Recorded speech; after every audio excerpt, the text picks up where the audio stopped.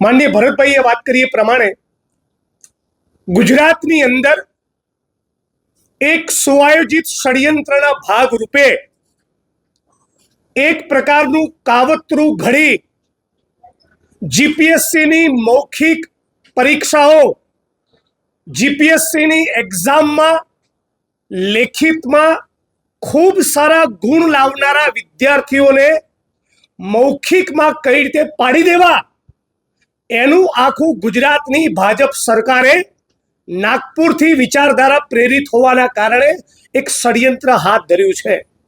આ બીજું કશું નથી, એ ગુજરાતના આદિવાસી, ઓબીસી અને દલિત સમાજના એકલવ્યોના અંગૂઠા કાપવાનું ષડયંત્ર ને સાજિશ છે.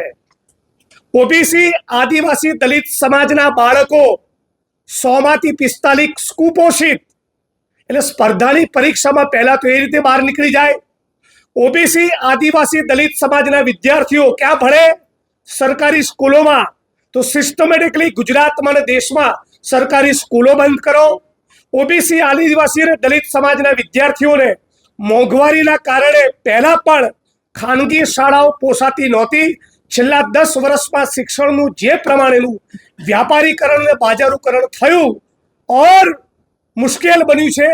આદિવાસી, દલિત, ઓબીસી સમાજના વિદ્યાર્થીઓ ભૂલથી પણ પ્રાઇવેટ સ્કૂલોમાં ભણી શકતા નથી. એ પ્રાઇવેટ સારી સ્કૂલોમાં ભણી શકે એના માટે યુપીની સરકાર રાઇટ ટુ એજ્યુકેશનનો કાયદો લાવ્યો, તો ગુજરાતની ભાજપ સરકાર એનો અમલ કરતો નથી. પણ આ બધા છતાં કાળી મજૂરી કરીને જે ઓબીસી, આદિવાસી, દલિત સમાજના વાલીઓ પોતાના બાળકોને, પોતાના સંતાનોને, વિદ્યાર્થીઓને ભણાવે છે, એ વિદ્યાર્થીઓ લેખિતમાં એ તેજસ્વી તારલાઓ ઝળકી ઉઠે તો એમને જીપીએસસી સિસ્ટમેટિકલી ઓરલમાં અતિ ઓછા માર્ક આપી પાડી દે છે, અને લેખિતમાં જેના અત્યંત ઓછા માર્ક આવ્યા છે એને મૌખિકમાં ખૂબ મોટી સંખ્યામાં ગુણ આપી એ મોટા પદોમાં બિરાજમાન થાય, અમારા માથે બેસે, એવું આખું એક ષડયંત્ર હાથ ધર્યું છે. આની વિરુદ્ધમાં આજે ઓબીસી, આદિવાસી, દલિત સમાજના રાજકીય અને સામાજિક સૌ વડીલો, આગેવાનો, અગ્રણીઓ એકત્રિત થયા. વિગતવાર 2-2.5 કલાક એની પર ચર્ચા અને ચિંતન કર્યું અને સર્વાનુમતે નક્કી કર્યું છે 1 જુલાઈના દિવસે આ એકલવ્યોના અંગૂઠા કાપનારી નીતિની વિરુદ્ધમાં જડબે સલાક એક મોટી તાકાતવાળો કાર્યક્રમ ગાંધીનગરમાં કરીશું. બને તો જીપીએસસીની કચેરીને તાળું મારવાનો પણ કોલ આપીશું. પણ હવે ગુજરાતમાં અમે એકલવ્યોના અંગૂઠા કાપવા દેવાના નથી.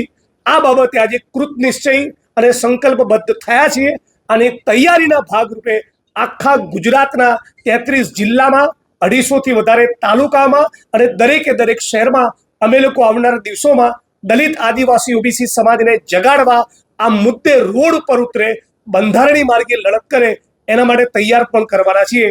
આટલી વાત આ પ્રેસ કોન્ફરન્સના માધ્યમથી કરીએ છીએ. લાલજીભાઈ, આ પૂર્વે બીજા કેટલાક